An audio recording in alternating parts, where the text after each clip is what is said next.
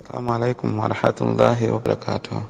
Shehe neso ndilifuso langa ndila kuti mmene situation ili panopa anthu kumapempherera nyumba ndi nyumba muchangu mumapezeka kuti muli ana mwina awiri koma ichipele ndi nthawi yomwe kuyimika swala pezeka kuti anaja akumakwera kunsana konse kumakupundukula mkanjo kumachita izi ndi zizi kodi pamene paswala imakhala kuti ili correct kapena kuyenera kuti so zayimike swala ina fukwe ndinamva kuti ngati sana uli kunja ndiye kuti swala yayo palibe simakhala yabwino swala yake ndiye pamenepa mfunika kuyimika ina kapena yomwe yakwanira.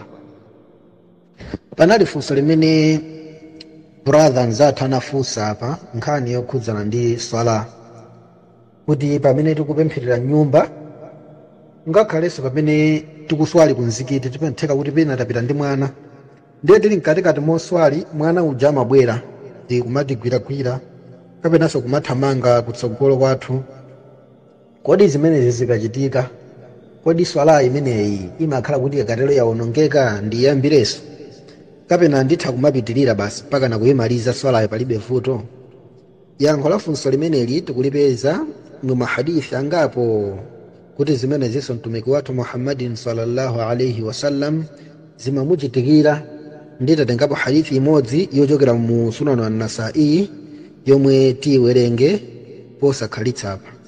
Imamu an-Nasa'i akuyamba kufotokoza kuti akhbarana Qutaiba kuti adatifotokozera ife hadithi imeneyi Qutaiba yemwe ndi mmodzi mwa aziphunzitsi a Imamu an-Nasa'i.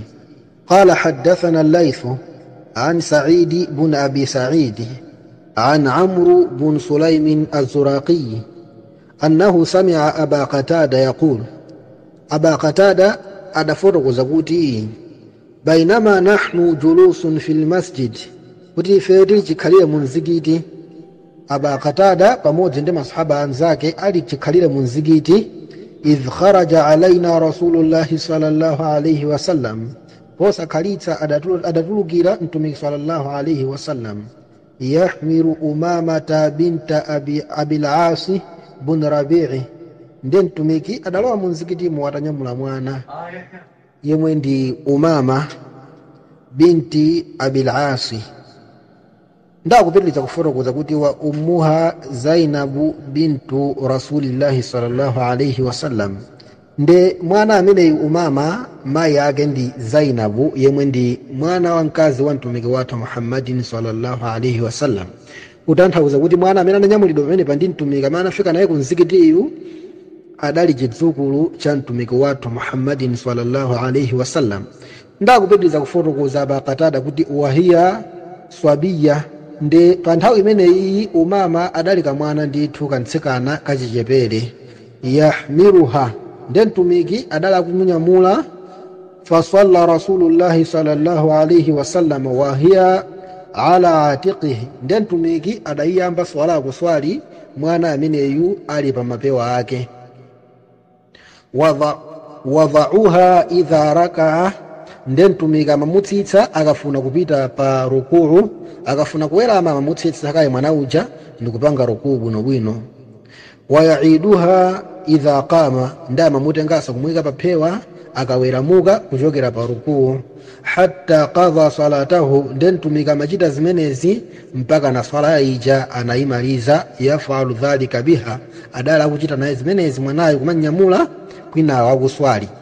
Kuchokera mu hadithi imeneyi tikupeza kuti ndizololedwa kuswali utamunyamula mwana ngati pali chifukwa chopangira choncho.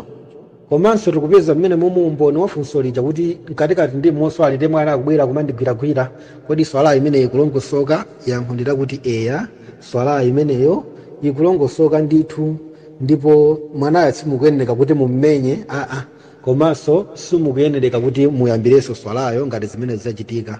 Swalayo ndiyololedwa ndithu. Komanso mmene mutikuphunziramo makhalidwe mmene tikuyenera kukhalira ndi ana athu, kuti kholo lisangokhala lomangomkwira mwana zilizonse kumangomenya and the like. Koma pamene tikuswalipo mwanaso amakhala kumationa nkumaphunzira kuchokera kwa ife kuti akamakula nayenso insha allah adzakhala pa umoyo wamaswali.